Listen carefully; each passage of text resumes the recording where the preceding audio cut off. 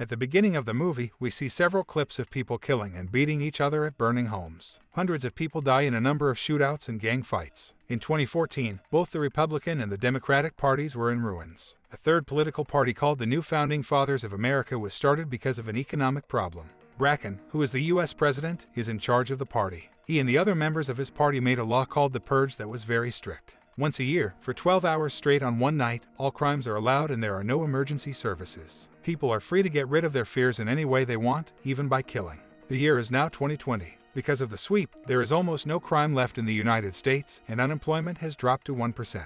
The day of the purge has come. James Sandin goes back to his home in a gated neighborhood of rich people so he can be safe. During the night, he sees his neighbors put blue flowers in their front yards to show their support for the cleaning system. James too has a blue flower, which could mean that he likes the purge. James wants to spend the night locked in with his wife, Mary, and their 2 kids, Zoe and Henry. James doesn't like the fact that Zoe is in her room with her man, so Henry gets out of the house by sneaking. The 2 people next door were getting a weapon ready for tonight. As Mary puts the flowers in their yard, their annoying neighbor Grace Farron comes up to her with some cookies. The lockdown is in an hour, so they talk about it and then go their different ways. James' son, Charlie, is then seen playing with his creepy robot toy. Later that night, after a happy dinner together, the family heads to their study room. James turns on the security cameras around the house to get ready for the purge. Then he turns on the security system, which closes every possible opening in the house by lowering metal doors and windows. Last, he gets a gun out of the safe to protect himself. The family then gathers around the TV to watch the start of the purge. It is said that the sweep is now in full swing.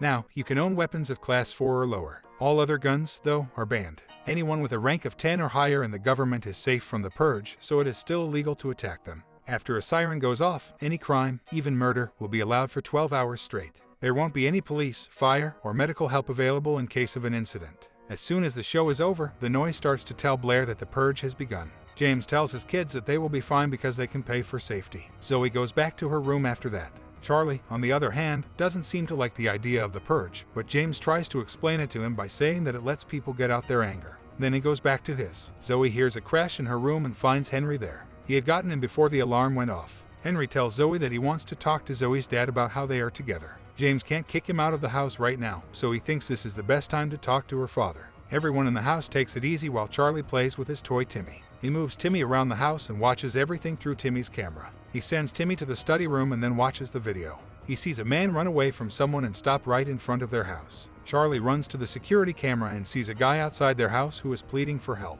He goes to help the man. At the same time, Charlie turns off the alarm on the metal door. Henry goes to James's room to talk to him. When he gets there, he sees that Charlie has opened the metal door. James runs to the study room and quickly closes the metal doors. However, the man gets James, Mary, Charlie, and the man are in the room when Henry shoots at James from the steps. So he can be with Zoe, he wants to kill James. The 2 shoot at each other, and Henry gets hit. Seeing this, James saves Henry and takes him away. Then, to make sure his family is safe, he looks around to see that the strange man has also left. James puts his family in a safe place and goes to find Henry's dead body is in the room when he comes in. As James checks Henry's heartbeat, the man is standing right behind him, but James doesn't see him. Charlie looks at the camera and sees that a group of people are coming up to their house. He calls his parents. The group is wearing masks and holding guns. The boss of the group walks right up to the camera and starts to talk.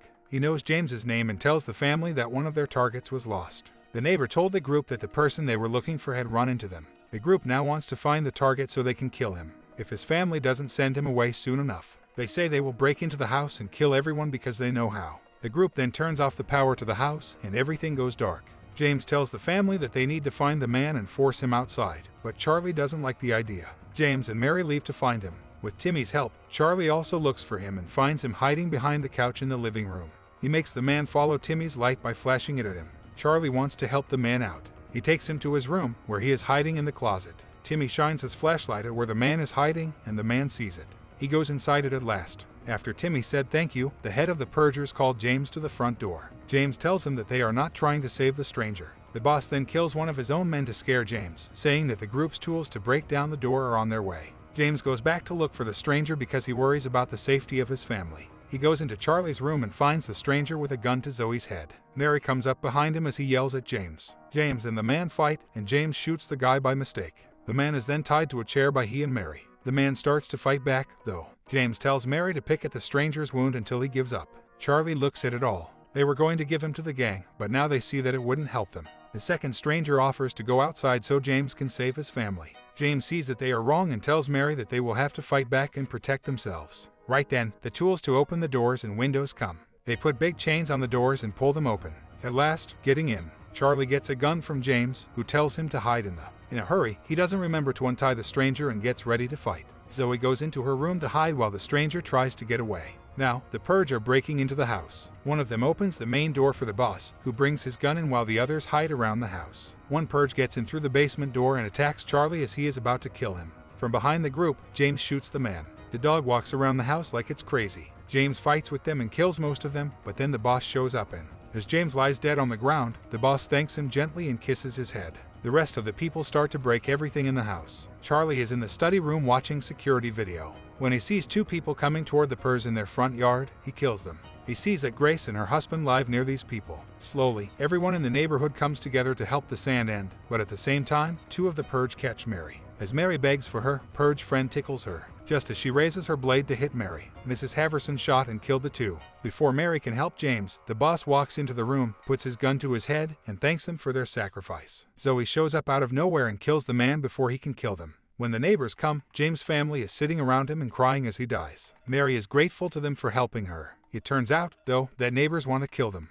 They want to kill James' family because they want his money and want to get rid of their jealousy. Then, they drag James's body to the other room and take the other person prisoner. Mary asks them to leave her kids alone, so they put duct tape around all three of them. Then, the neighbors shake hands and thank the new founding fathers for giving them this chance. They've always been envious of how great Sands' family is. When the Purge broke into the house today, they saw it as a chance to hurt the family, which is why they did it. The stranger from before comes through. He kills Mr. Haverson with a gunshot and threatens Grace with a gun. Now, their neighbors are lined up in front of them. Grace asks Mary to kill them so that this will stop. But Mary has had enough of all these murders. Everyone has to stay there until 7, she says. A few minutes later, when the Purge is over, everyone is sitting at the dinner table together, quietly. The stranger still points his gun at the neighbors to keep them in line. Charlie and Zoe cry while holding their father's hand. Grace suddenly tries to take the gun away from Mary, but Mary breaks her nose by yelling at her instead. Finally, the sirens go off, letting everyone know that the sweep is over. Everyone is told to leave Mary's house. At the end, after Mary thanks him for his help, the stranger too leaves. The movie ends with the three family members who are still alive looking at the dead bodies outside. A person in the background says that this sweep was the best one so far. Other news sources say that there are a lot of dead bodies on the streets of Los Angeles and that the stock market is at its highest point. In the end, a guy says that he is no longer happy to be an American because both of his boys died in the Purge.